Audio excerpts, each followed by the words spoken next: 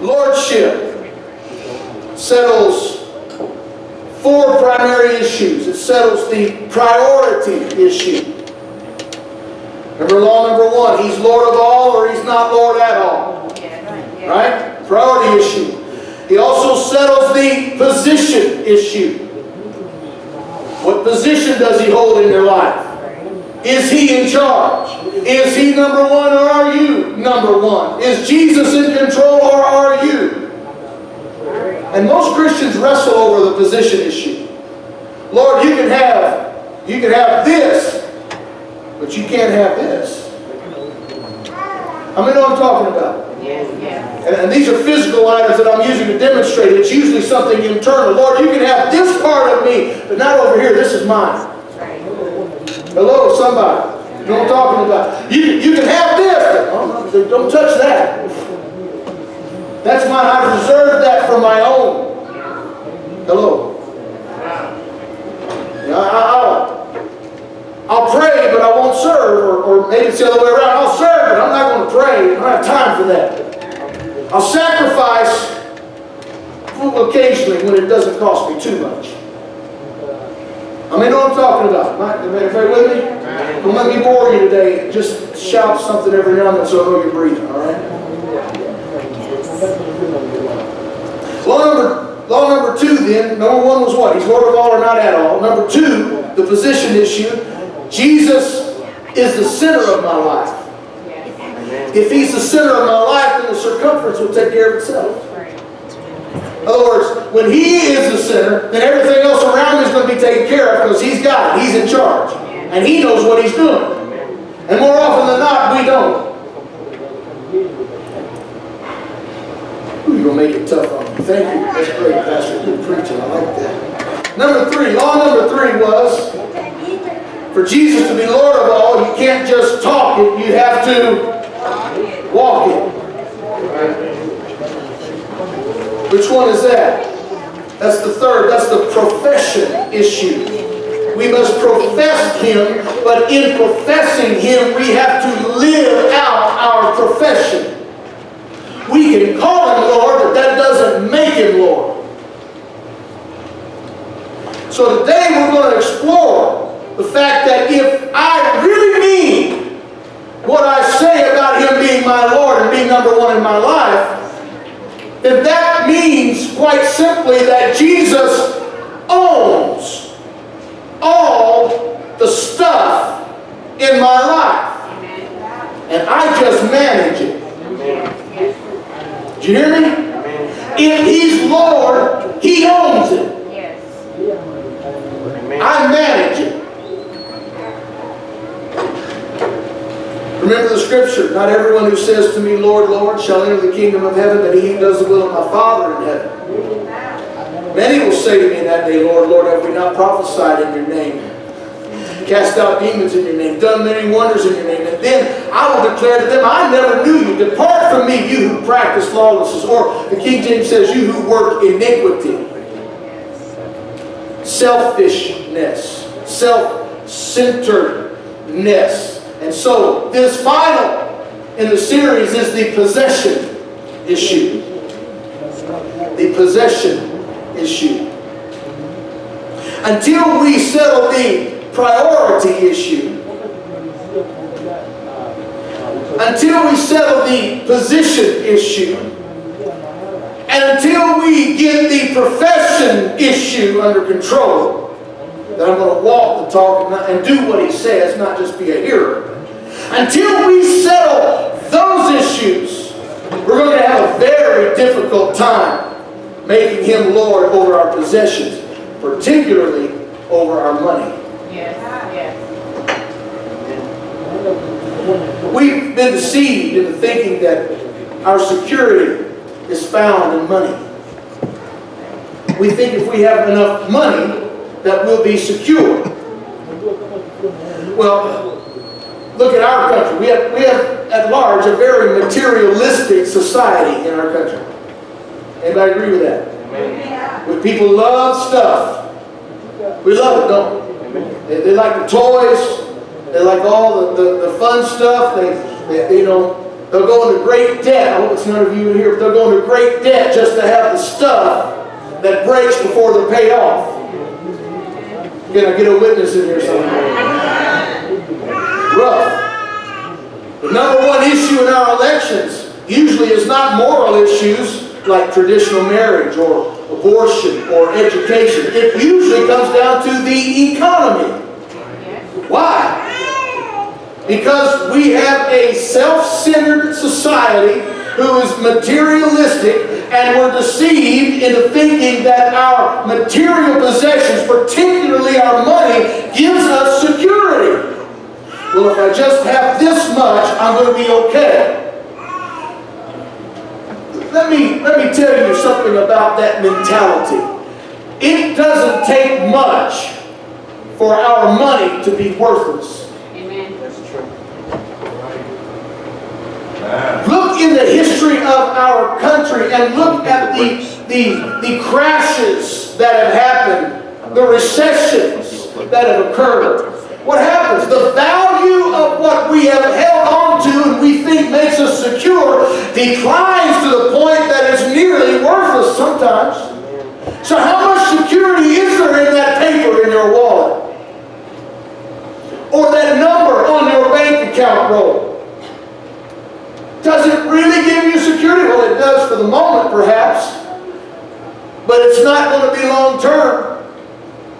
Anything outside of your control can happen. And when some of those things do happen, the worth, the value of what you have held so dear declines until it's not worth anything.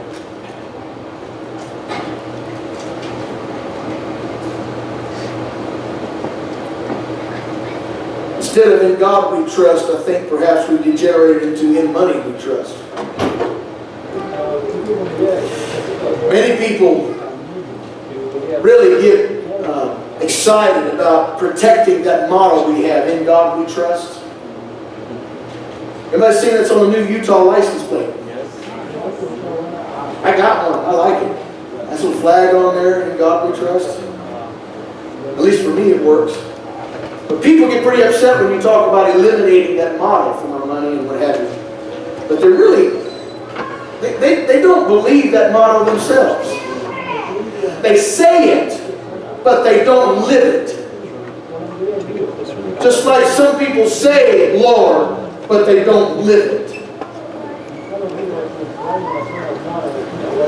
So today, I want to discover, I want to delve into this. That if Jesus is truly Lord in our lives, then we need to allow Him to control and to be the priority in all of our possessions. And in turn, when we do that, He's promised to bless us. Now, what kind of a deal is that? Trust Him with everything. Let Him have control over it. And when we do that, He in turn says, oh, here you go. You got it now. Now here's the blessings as they begin to flow. Can I tell you, some of you, yes, I mean to say that, some of you in this room struggle with your finances because He's not first. Some are sick because He's not first. You may not believe it, but that's okay. Hear me for just a few minutes today. Humor me if you will, but I'd rather you hear me and put to action what I'm about to tell you. The foundational way that you give God control and make Him Lord over your money is through tithing and offering. I knew it was going to get tight and quiet in here just real quick. As soon as I said that, I knew it was going to, all the air was going out of the room. Everybody's grabbing their wallet and their purse. They're going to hang on to it. Like, oh no. Here we go. Yeah, here we go. I wouldn't be doing my job if I didn't tell you the truth. And that's what I'm supposed to do. From the very beginning, let me tell you this. God has required a tithe from the beginning. Somebody might say, well, that's in the Old Testament law. I would submit to you that it was in place long before the law was ever around. This is not something from the law. It's not something just New Testament. This is a biblical principle that God instituted from Genesis in the very beginning. Let me demonstrate. Genesis chapter 2, second chapter of the Bible.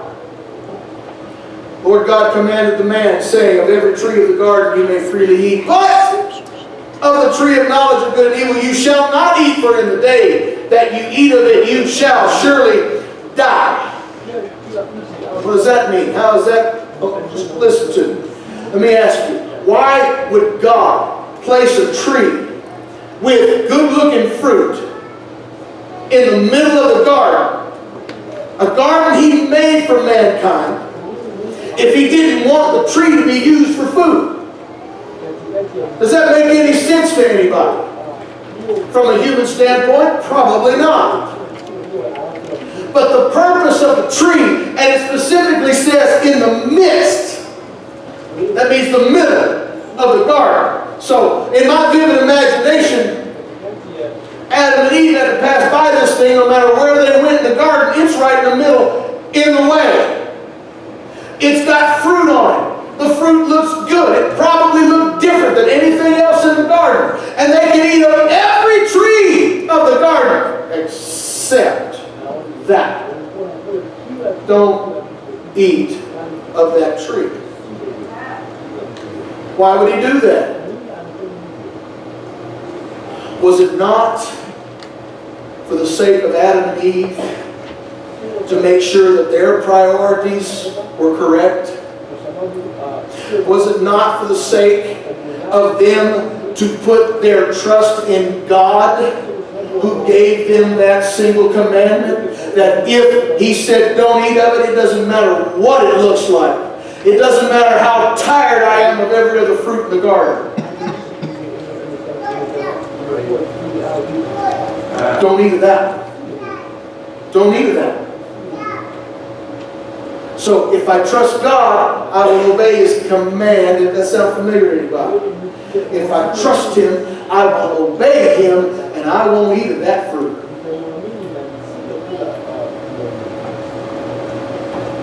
You can have it all, except that.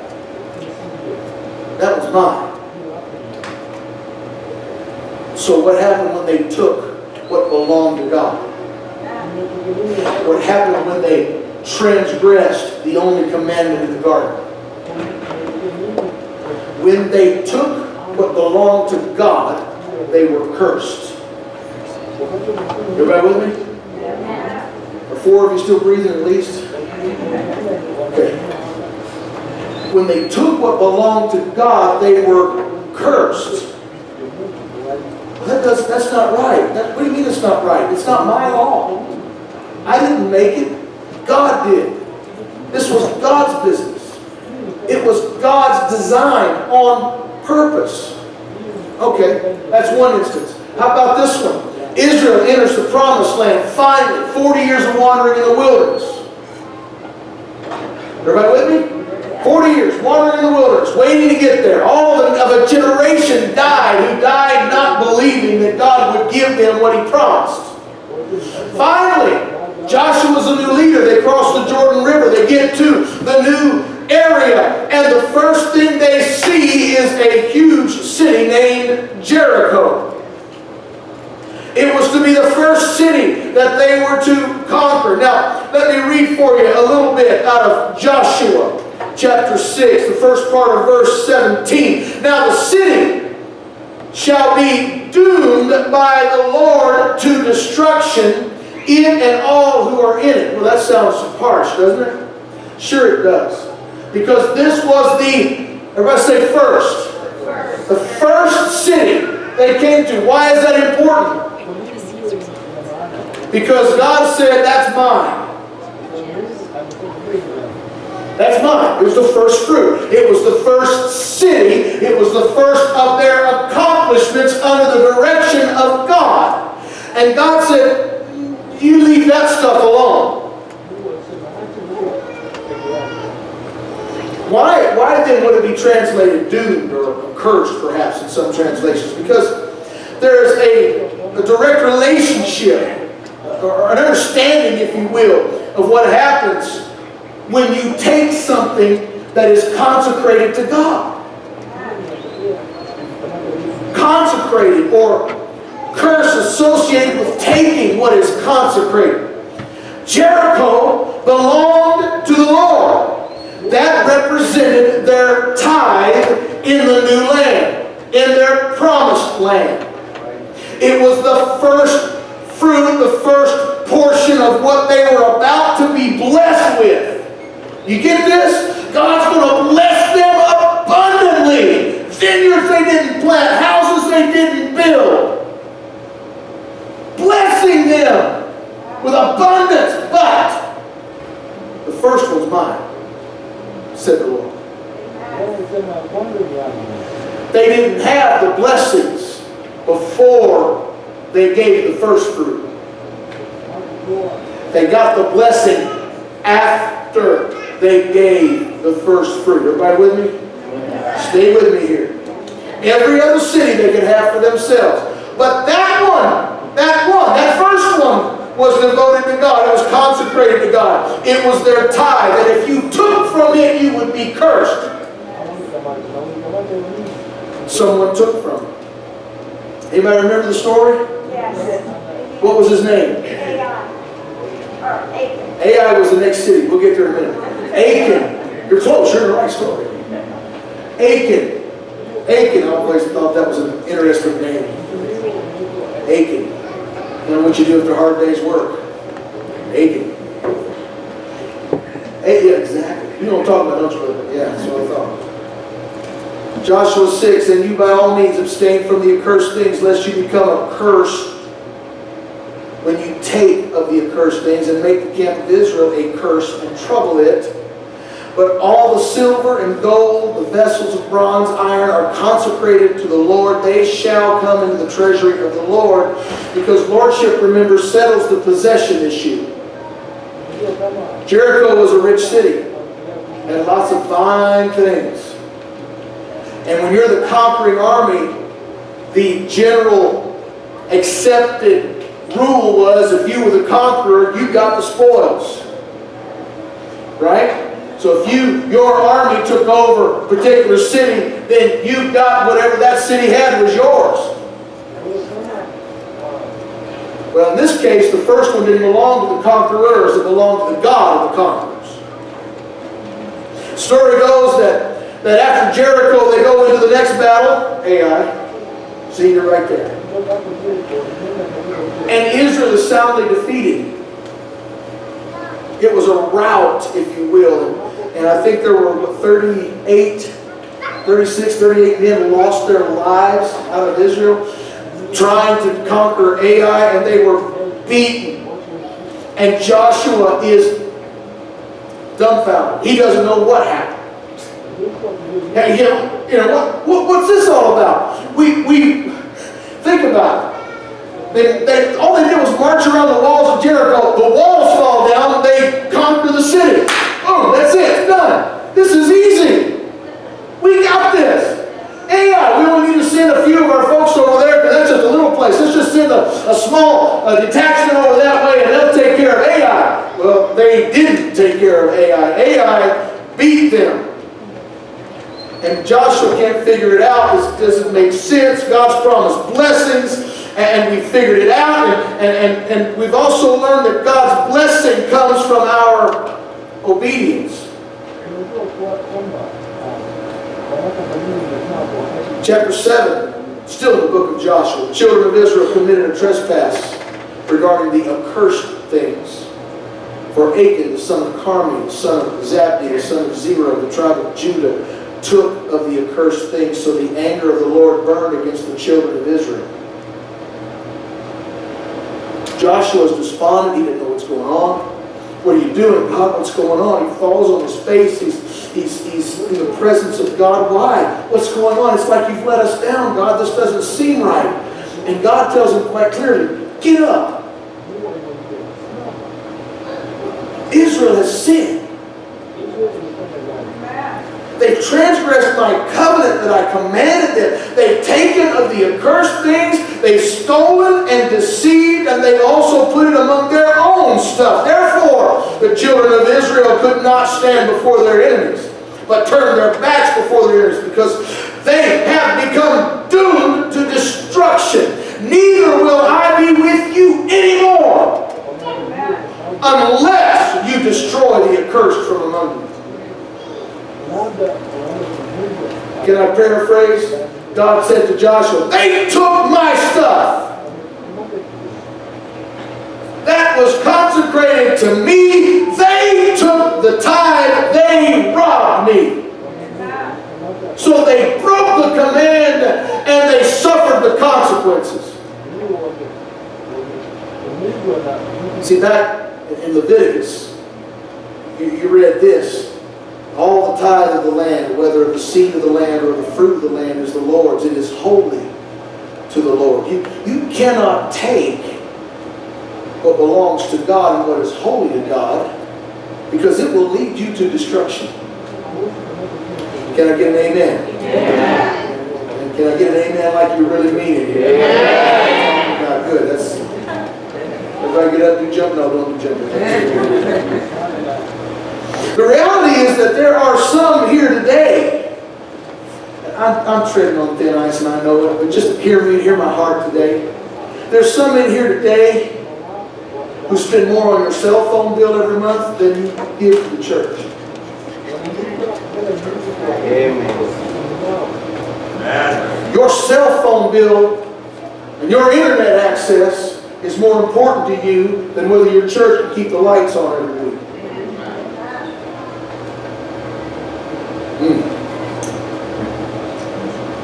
Harsh, isn't it? Sometimes the truth is that way, though. The fact is, there's some of us who pay more on frivolous things than we care to even think about giving to the church. You know why? Because there's a possession issue.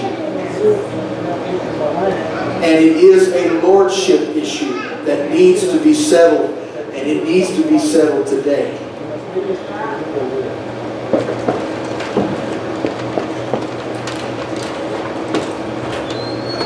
The tithe is holy. The tithe is holy. Don't take what belongs to God. If you take what belongs to God, you're cursed if you do. That's not a law thing. That's not a New Testament at all. That is a biblical principle we see over and over throughout your Bible. Pastor, I've heard this. I can barely pay my bills. God didn't give you those bills. He gave you your money and expects you to tithe what He gives you out of your money. Then He will bless you. Everybody with me? Amen. We do the first thing. He comes back and reciprocates.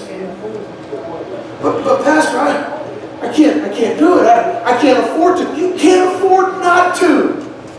Some of you struggle to pay your bills because you're not giving to God what's His. That doesn't make sense. I know it doesn't make sense in our earthly thinking, but let me tell you what it does make sense in. It makes sense in God's economy. Give, and it shall be given to you. Pressed down, shaken together, running. Hello, somebody. You do the first part. You bring the tithe. Jericho belonged to God. That one tree in the middle of the garden belonged to God. If it's God's, you better not touch it. If it's consecrated as holy, you better leave it alone. If it's God's, give it to Him. What is a tithe? Well, primarily it's your first. The tree in the middle of the garden, first city, the first. Proverbs 3 says, honor the Lord with your possessions and with the first fruits of your increase. So, Your barns will be filled with plenty, and your vats will overflow with new wine. You hear that same principle again. You give him his part first, and he takes care of everything else. I don't know how he does it. It's none of my business how he does it. I just know he does. You put him first, and you're going to have plenty. If you want to be blessed and show him he truly is Lord of all and at the center of your life, if you really want to walk your talk of him being Lord, honor him with your tithe.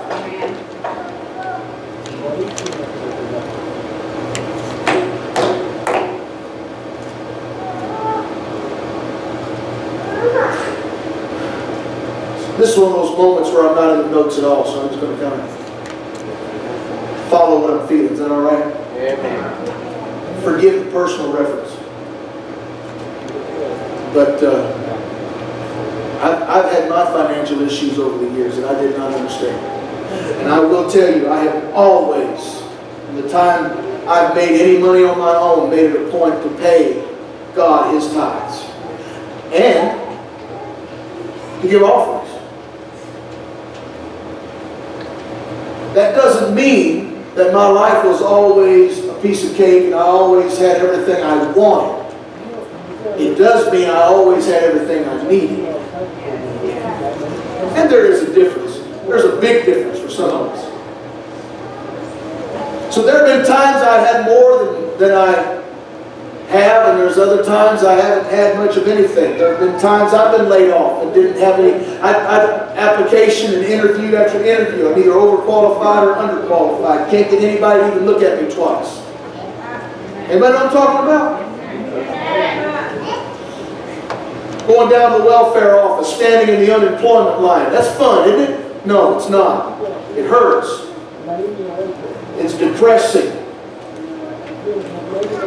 It's humiliating for somebody who likes to work and wants to work and is doing everything you can to provide for your family. So now I got food stamps on welfare. Can I tell you something? I pay tithes on my welfare. I pay tithes on the food stamps. You hear me today? I'm not just preaching and teaching you something that I don't know anything about. I'm telling you something I have lived all my life. And I can tell you of a certainty today that he's never seen the righteous forsaken, nor his seed begging bread. He will always provide for you if you honor him first. I'm not rich by any means. Not by any means. But I'm blessed. I'm blessed beyond measure. I'm blessed better than I deserve. I have provided everything that I need. And then some.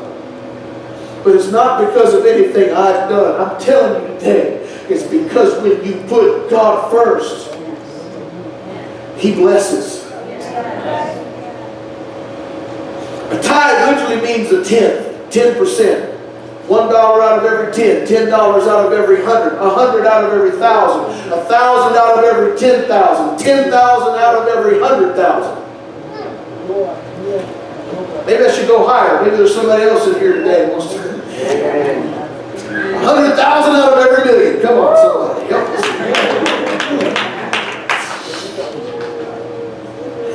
A 10. In other words, the first 10% of your income. Not if there's anything left over. Not after you've paid all the bills. Not when you've done everything else you're supposed to do with the money. The first 10%. God did not command you to give him your leftovers. He expects the number one position.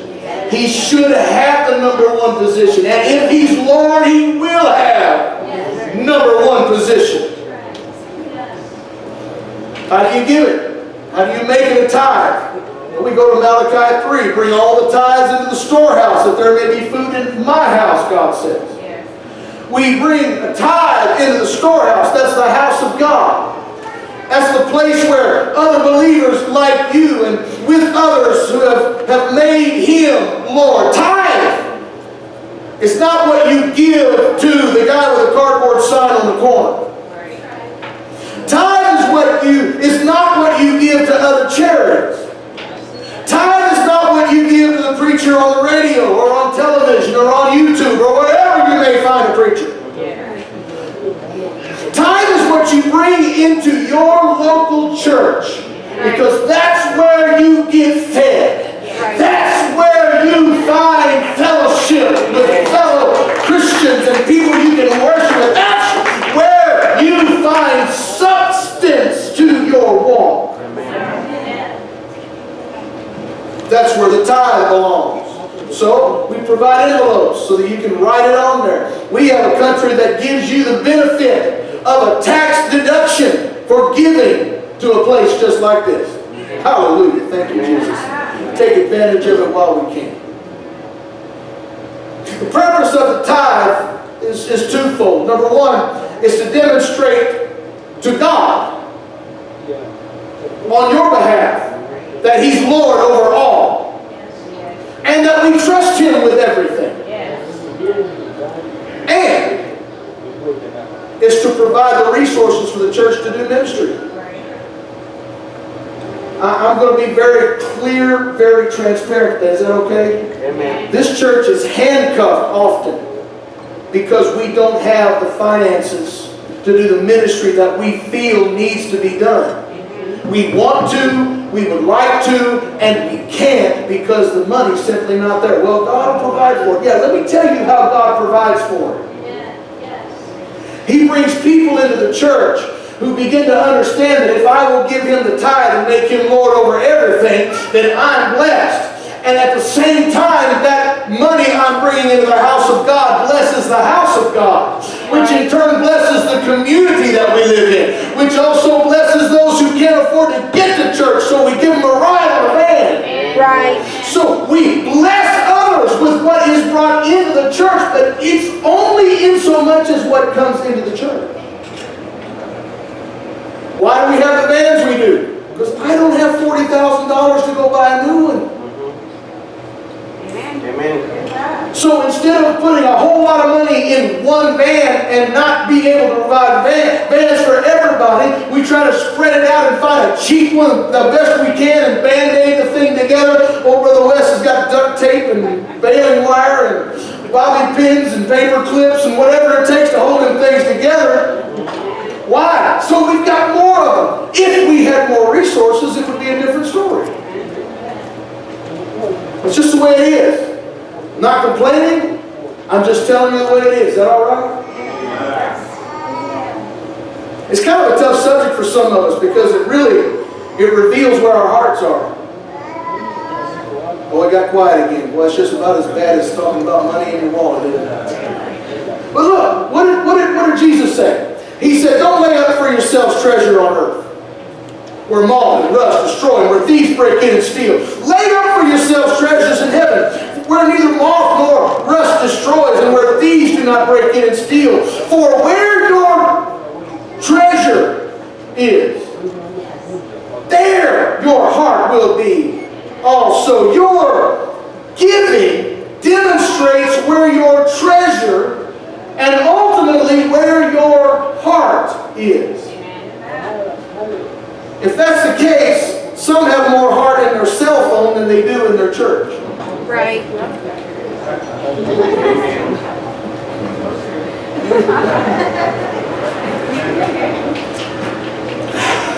I'm here, I might as well go a little further. Nobody can serve two masters. Right. You'll hate one and love the other, or you'll be loyal to one, despise the other. You cannot serve God and mammon, which is money. He's talking about the two masters that people typically serve. Master one, God. And if you're not serving God, you're serving money. That doesn't sound, I thought you served the devil. Well, that's in there somewhere. Trust me.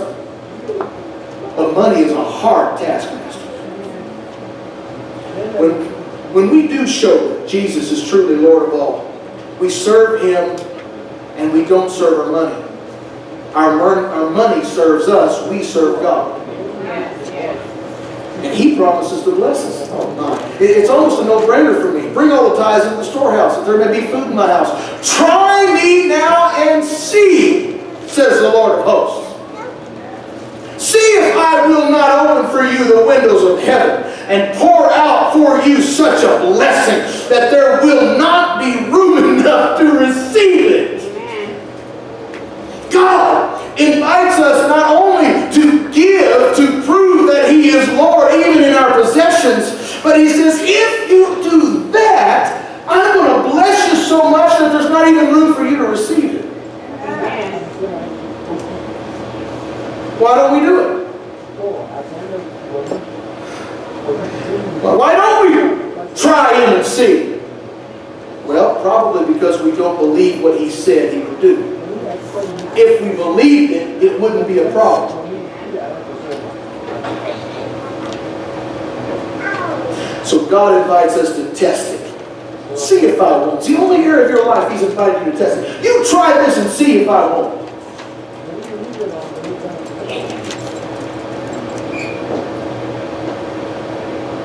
There's a number of reasons I've heard people don't want to give. In January, it's because all those Christmas bills came due. Anybody know what I'm talking about? The Visa bill came in and you go, ooh, I didn't know I spent that much. February, where the heating bills are kind of high. March, well, there's taxes coming up. April, well, somebody's got to pay for spring break. In May, well, there's vacations, and with Mother's Day, you can't forget Mother's Day. In June, there's Father's Day, and of course you got to pay for the overdone vacation from the month before too. That Visa bill came in again, and all your vacation bills are on there. And July, well, you got to buy fireworks. Absolutely, you have to buy fireworks. Yes, you got a couple of tents up there. We can fix that right up, but not in place of other things. Hello, somebody. In August, school's about to start. You got to pay for that. September, well, state fairs in town and some other things. You want to have some good family time, so you want to make sure you've got the money to do it. October, well, there's a fall festival or Halloween or some such thing, and you got to deal with costumes and candy and all that kind of stuff. November, you got Thanksgiving's a big meal around here. Anybody know what I'm talking about? November, you got to pay a lot of money for that food. And December, Christmas is coming. Anybody know what I'm talking about? Anybody? I've heard them. People who don't pay their tithes always think, I can barely meet my budget now. Can I tell you what the problem is? The problem is you're trying to be blessed without honoring God first. Which means, in essence, you're cursed because you've taken what belonged to God. And you're never going to get ahead. You're never going to get on track. It's never going to work. God used one of those, we call them minor prophets, Haggai. The house of God was in ruins in his day and needed to be rebuilt. And Haggai stood up as the voice of God and told Israel, consider your ways. He said, you've sown much and you bring little in. You eat, but you do not have enough. You drink, but you're not filled with drink. You clothe yourselves and nobody's warm. He who earns wages puts it in a bag with holes in it. Have you ever felt that way? If you get the check, you put it in the bank, and it's gone. So I want to challenge you today. This is beyond just a message. It's going to. We're not going to have a traditional altar time this morning because I really think we've prayed enough about the issue. It's time to put legs on our faith. It's time to put action with what we believe. Boy, it got quiet. That's all right. It's the truth anyhow. Faith without works is dead being alone. Faith is only shown by what you do. When you don't put God first, you're going to live like somebody who's got a bag with holes in it, and that's where you're putting all your money. Where does it go? Who knows? It's just gone. So I want you today, everybody in here that is earning money of any kind, I'm encouraging you to make Him Lord of your finances today. Today. Not next week. Not next month. Don't put it off and think you'll get it together later. Later will never come. It must be today. And when you do, you're going to find out that He's going to bless you. He's going to give you wisdom on how to use that 90% or more you've got left. And you'll find yourself stepping into the next realm of blessing. And you begin to give offerings on top of your tithes. Woo! See, some people think that that promise is just not for you. You know, we got Doubtful Dan.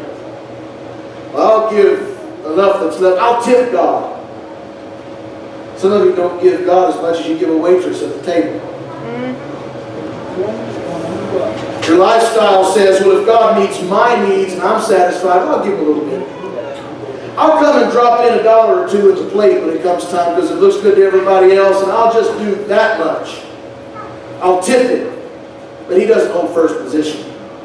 He's not at the center. And so life is out of balance. And you wonder why everything is spinning out of control. You got Mr. Defiant. Defiant Don, we'll call him. Don says, I'm not giving, I need it. The church doesn't need as much as I do. At least I go to church. Offering plate's always full anyway.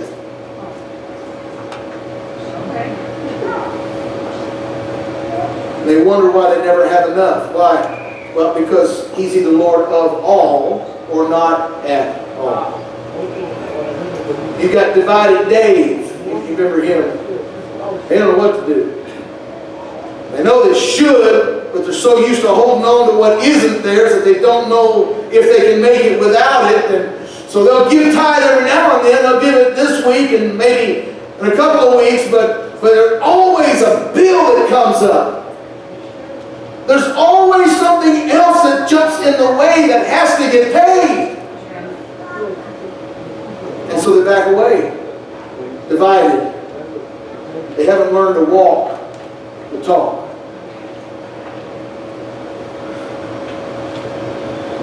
And then there's Mr. Devoted. I've called him Devoted Denny. Not over here. That's Denny's, but that's not what I'm talking about. So there comes a time in their life when they started trusting God with everything, even with their tithe, their 10%. And to the point that they even started giving offerings above the tithes. And smiled about it and loved doing it. And they never looked back. They never resented. They wouldn't have it any other way. Why? Because they've experienced the blessing of making Jesus Lord of everything, including our money. They can't really explain it, but since they started trusting the Lord with the tithe, it always just seems to be there. Oh, they might have to adjust their standard of living a little bit here and there from time to time, but typically the standard of living improves over time. Because that's the way it works.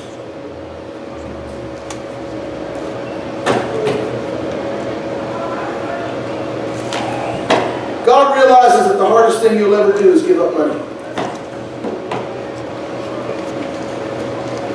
And that's why He proposed that we try. Try me and see if I won't. I know that giving is tough because we feel like we earned it. It's mine. But remember the possession issue. It really isn't mine, is it? It all belongs to God. I don't own it. I just manage it. Try me, He said, and see if I won't. You try me and see. I believe with all my heart that God says in His Word and what He says there. I believe it so much that I live it regularly. I give tithes and offerings every time I get a paycheck. And I don't regret it. And I don't miss it. There's always enough. But beyond that, I believe God said in His Word that, and this applies to all of us, not just me. This is for anybody. Can I tell you, people that are not even in God's kingdom recognize the principle obey the principle and are blessed. We may not see them in heaven, but they're blessed while they live on earth because they obey a principle in the Bible. That's true. I'm going to give you a final challenge out of all this series. I have in my hand a PSL guarantee card. Ushers, somebody, if you'd help me, Brother Gito. We've got cards available for each family, each individual if you want one. I believe God's Word so much that I'm going to guarantee it.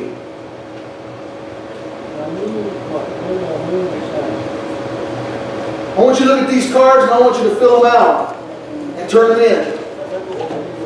If after 90 days, 3 months, if you feel after you legitimately give this a try, if you feel God has not blessed you, then you make an appointment with me and sit down with me.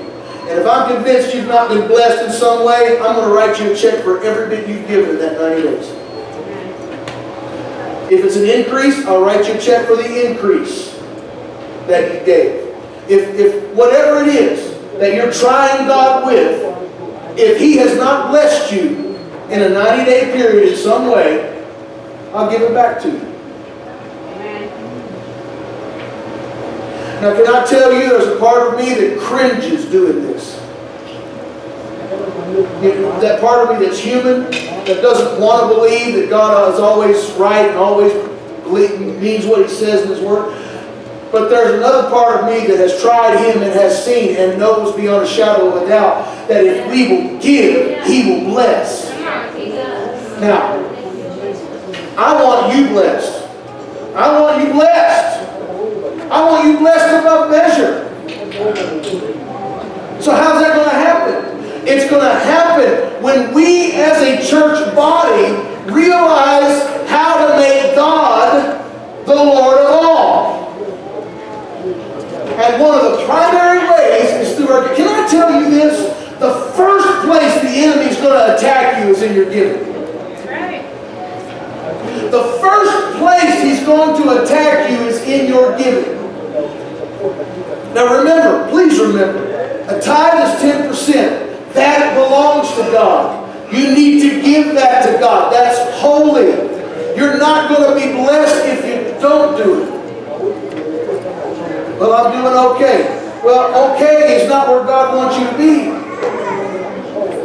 I'm not talking about prosperity doctrine and, everybody being rich. I'm talking about being blessed. So if you will honestly and consistently uphold your commitment, you have nothing to lose and everything to gain. Especially since you're more likely to be able to claim that He is Lord of all and that He's the center of your life. You're going to be walking your talk. And let me tell you what the final Lordship law is. He's Lord of all or not at all. Right? That's right. What's the second one? Jesus is at the center. If Jesus is at the center, the circumference takes care of itself. Third one. You have to walk the talk. Number 4, blessings always follow obedience. Blessings always follow obedience. Does anybody need some interpreting to know what this is all about? If I need to get Brother Jean-Claude, somebody up here to just explain what this is and what my challenge is to you.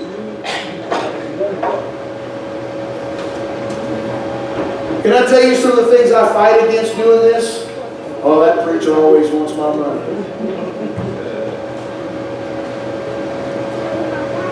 Don't tell me you haven't thought it or heard it, one or the other, or both. Not just about me, but others. The preacher always wants it. It's a stereotype. Always up there wanting money. And for some that may be the case. That's not my point. My point is I want you blessed. I want you to understand that these principles work. This is not just something we talk about. It's not a ploy to get more money. This is about you living in a blessed life.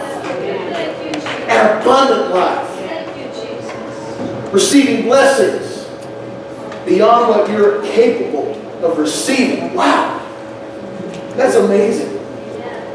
Absolutely amazing. Everybody that wants a card, have one. I've got lots of them. We'll have more. If you're looking at it on YouTube later on, I'm going to try to put these up on there. If you'd like to mail one in, we'll use the 90-day date from the date you put on that particular card. Maybe it's Facebook Live. We'll try to put it up on Facebook too. We'll get one too. If you want to do it, I'm telling you, there is no better way to invoke the blessings of God than to honor Him with your first fruits. And if you really want to be blessed, you'll not only give in your tithes, you'll put offerings in. It's included. Well, how much an offering? That's up to you. There's no designed amount there. It's how generous you want to be.